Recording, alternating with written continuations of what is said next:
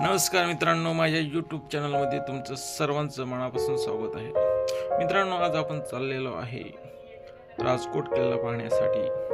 तर मित्रांनो, हा राजकोट किल्ला कुठे आहे हे तुम्हाला मी सांगणार आहे आणि हा राजकोट किल्ला कसा दिसतो हे तुम्हाला दाखवणार आहे। तर मित्रांनो, आता आपण पोहोचलेलो आहोत राजकोट किल्ल्याच्या प्रवेशद्वाराजवळ आणि इथे शाळेतली मुलं खेळत आहेत।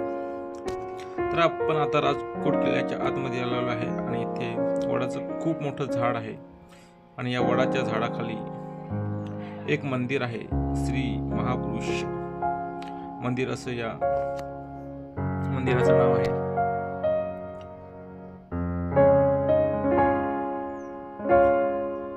खूप छान असं हे मंदिर आहे। इथे दर्शन घेतल्यानंतर आपण पुढे राजकोट किल्ला पाहणार आहोत।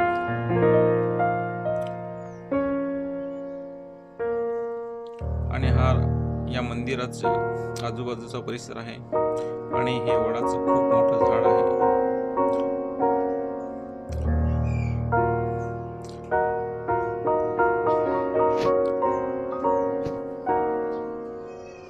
हा राजकोट किल्ल्याचा आजूबाजूचा परिसर आहे आणि आपण आता येथे छत्रपती शिवाजी महाराजांची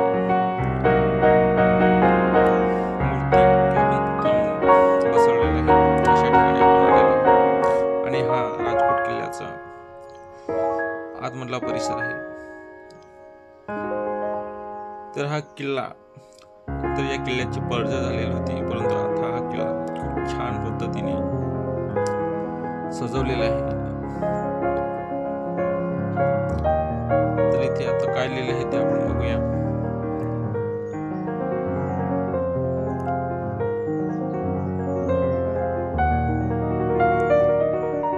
इथे लिहिलेलं आहे गलबत।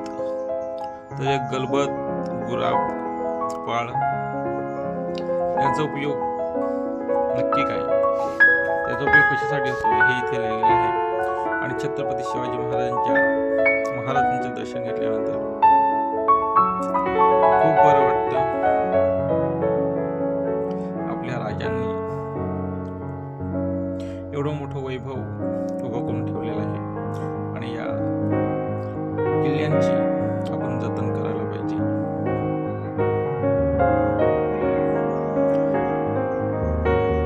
इथे छत्रपती शिवाजी महाराजांचा भारदस्त आणि भव्य असा पुतळा उभा केलेला आहे आणि ही राजकोट किल्ल्याची तटबंदी आहे। इथे पर्यटक देखील फिरायला आलेले आहेत आणि या बाजूला किल्ले दुर्ग असे 4 किल्ले दिलेले आहेत। जे पाण्यामध्ये किल्ले आहेत ते किल्ले इथे दाखवलेले आहेत आणि त्याच्या खाली त्यांची माहिती देखील दिलेली आहे। तर मित्रांनो, हा राजकोट किल्ला पाहायचा असेल तर तुम्ही मालवण हे तालुक्याचे ठिकाण आहे आणि या तालुक्याच्या ठिकाणापासून ज्या ठिकाणी आपण बसमधून उतरतो त्या ठिकाणापासून या किल्ल्यापर्यंत 1-1.5 किलोमीटर आपल्याला चालत यावं लागतं आणि चालत आल्यानंतर